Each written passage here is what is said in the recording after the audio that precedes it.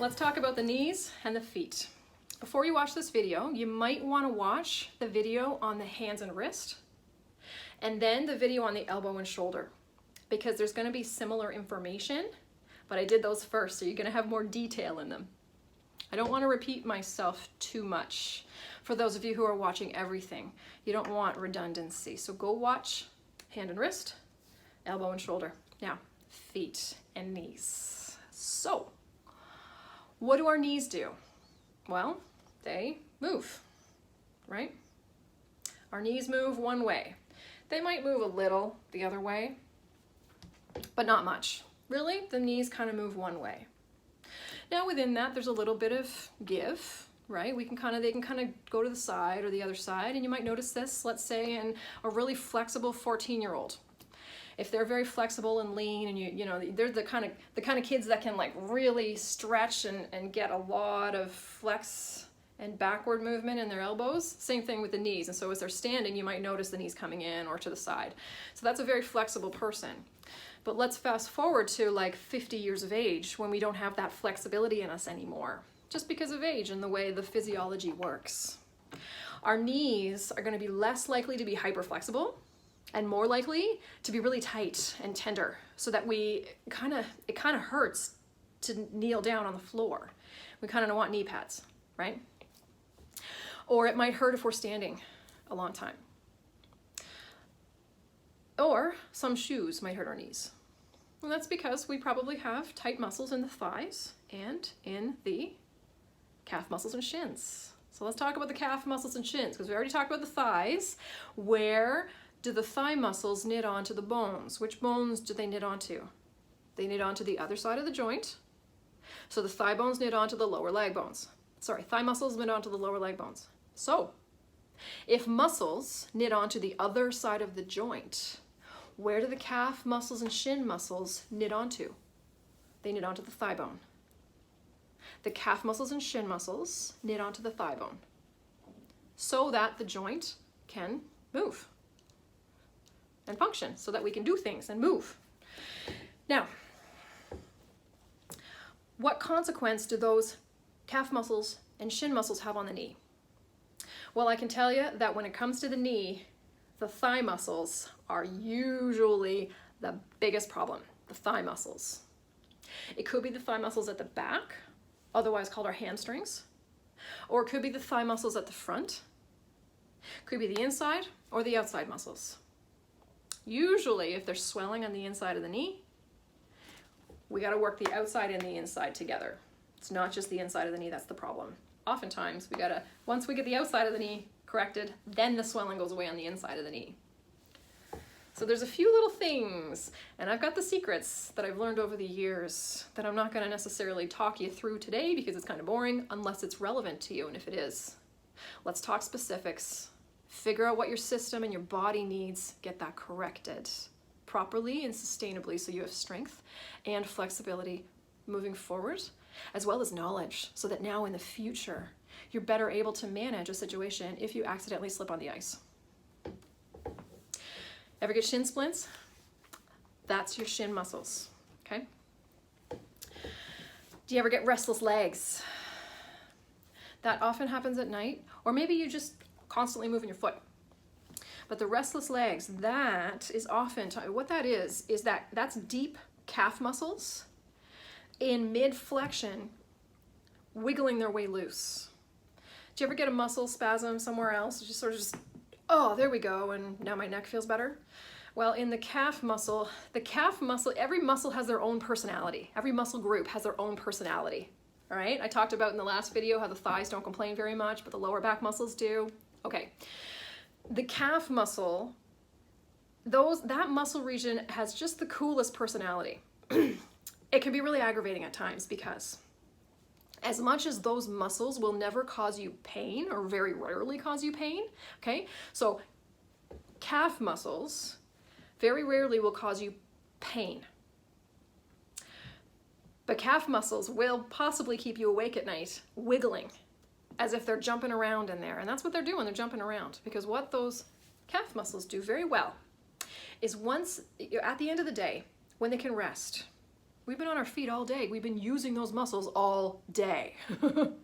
Now we're at rest and our nervous system settles and the muscles know, okay, now it's time for me to correct my problem. So tomorrow I can help her or him stand all day again. So what do I need to do to get back to function? Well, if I'm in mid-flexion, I got to figure out how to get from here back to here. And if that doesn't make full sense, go watch the hand and wrist video. Okay, what do tense muscles do? They're in mid-flexion and they pull one bone toward the other bone. Okay, so calf muscles. Stuck in mid-flexion at the end of a long, tired day. They've been used all day and they never complained once. They got to somehow get from here back to here, nice and relaxed and functional, ready to go for the morning. Muscles can't just go from here to here. They have to finish their flexion to get back there. And with the calf muscles, they don't just finish the flexion once. In fact, you hope they don't. Because if they try to finish the flexion all in one go, that's called a Charlie horse, and that hurts. So it's a lot more pleasant to have restless legs than Charlie horses, isn't it? The muscles will do their best to keep you as comfortable as possible while they try to work the tension and stress energy out of themselves until they're back to a functional, natural state. And the restless legs stop. There's lots of reasons, there's lots of ways to help the restless legs not be an issue. Sometimes it's a nutrient thing, sometimes it's a body function thing, but in these videos we're talking body function. So that's not only the reason why you can have a problem. Could be one reason.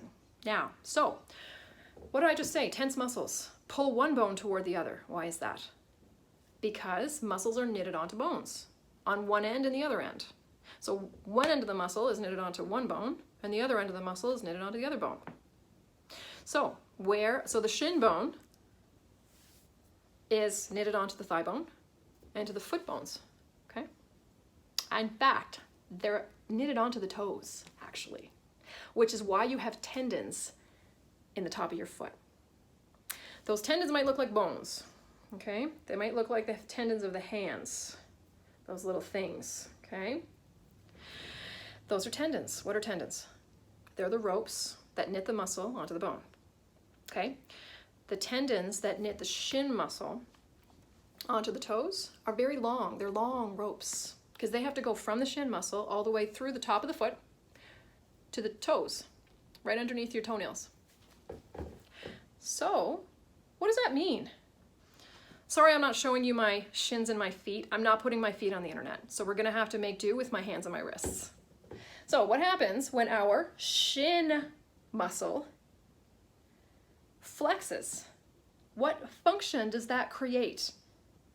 Well, when the shin muscle flexes, it pulls the foot up. We go onto our heels, right?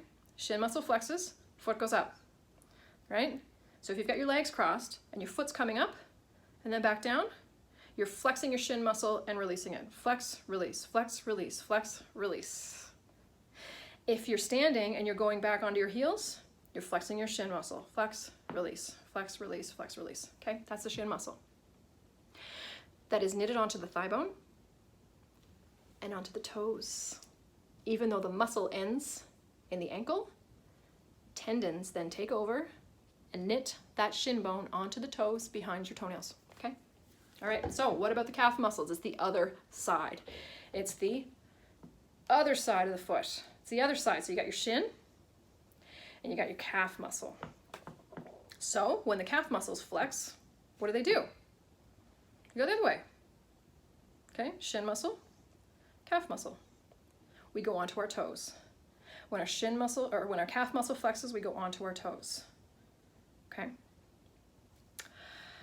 Now, those calf muscles,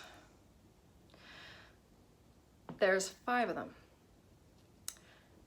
You know the top one, you know the outside one, the gastroc muscle. That's the muscle where you think your shins, or you think your legs are fat. They're not fat, that's muscle. That's the gastroc muscle, that little fatty part of your leg that you don't like. That's muscle. You should like it, it's beautiful. Underneath that is the soleus muscle, and that's the soleus muscle. That runs along the back, behind that gastroc muscle, the nice big one here in the mid-calf. That soleus, you'll be able to see it lower down around the ankle. You know, that's the one that flexes a little when you put your high heels on, if you're a woman, or if you're a man. And then you can kind of see that, and it's attractive, or whatever. That's the soleus muscle, and that's the one we try to show off when we put on heels. That soleus muscle can get really tight in runners and soccer players and people who are on their feet a lot, going really fast.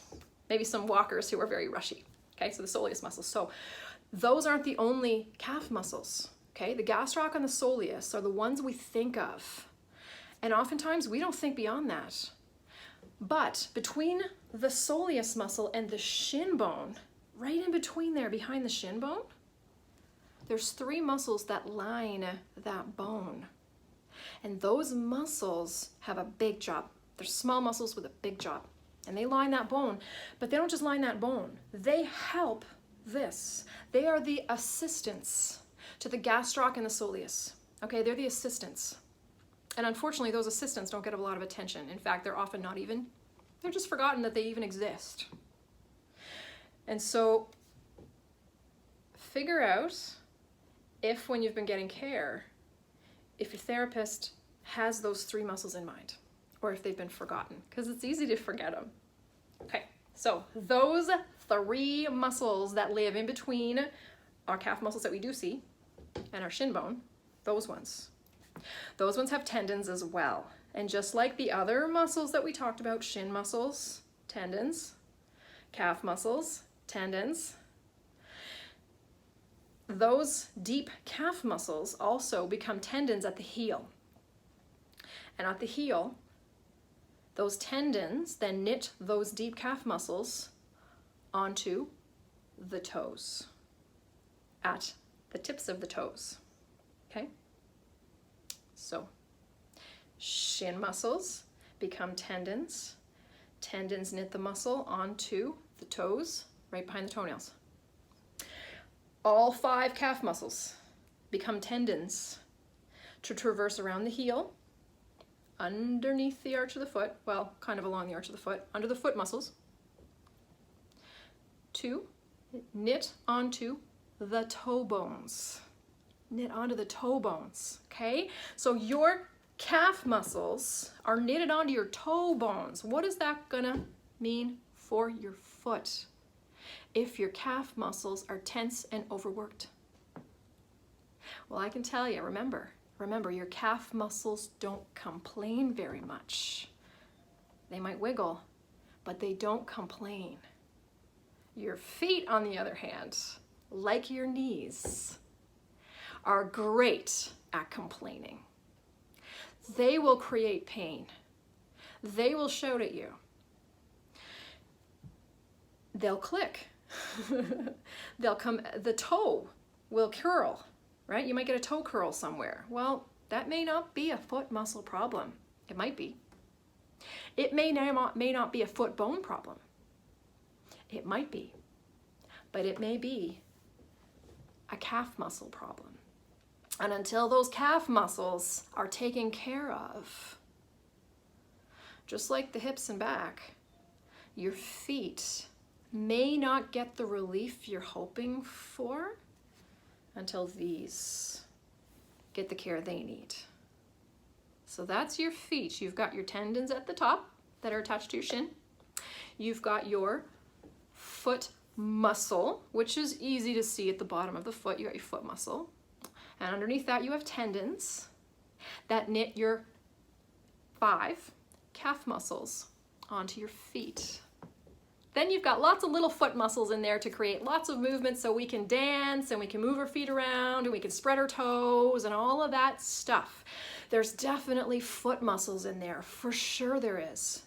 And there's definitely bones in the foot that get just a little off so that they're not quite in line and they get a little off. It can cause quite a bit of pain actually if if one of the many foot joints are sliding off a little bit. Can't move very well. So yeah, there's lots of reasons why the feet can get pain. Could be the bones are out, and there's many, many bones in the foot. Could be that the foot muscles are tense and they need care. Could be that the calf muscles or shin muscles need care. Could be a combination of both. But those feet want to be nice and long and wide.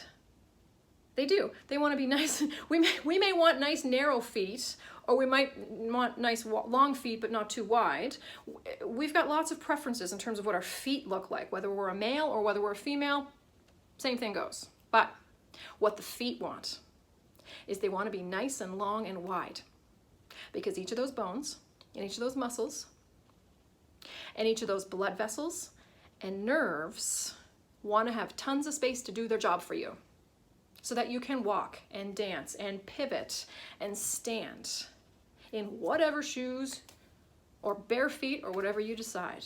Your feet want lots of space to be able to do that. So if your toes are curling inward, or if one's kind of curling in around the other one, it's kind of like your feet are shrinking, or at least that's what your feet are going to feel like. They're going to feel like, oh, I'm shrinking. There's just, this bone is squeezing onto my bone, and then this is, I don't have enough space. It's uncomfortable, and your feet are going to maybe start to ache. Or maybe your arch is really high. Maybe that's natural. Maybe that's acquired. Maybe that's something you acquired by standing too long or walking a certain way, or maybe just overdoing it or overusing it, or maybe we're just aging. That's just part of aging. And that's the thing about body mechanics, is when we're young, we're so flexible and bouncy and springy. And then as we start to get a little older, that could be, for some of us, that could be 15. For some of us, that could be 18. I remember when I was 18, I couldn't touch my toes. But I can touch my toes now, and I'm definitely older than 15. So it really depends on where we're at in our life, but general rule goes is as we get older, we kind of lose our springiness and our bounciness, unless we work skillfully to maintain that. And as we work skillfully to maintain that, not only do we feel more agile, but our organs and our nerves and our blood vessels are able to work really well as we skillfully maintain or correct our springiness. And we can do that. Just take some learning.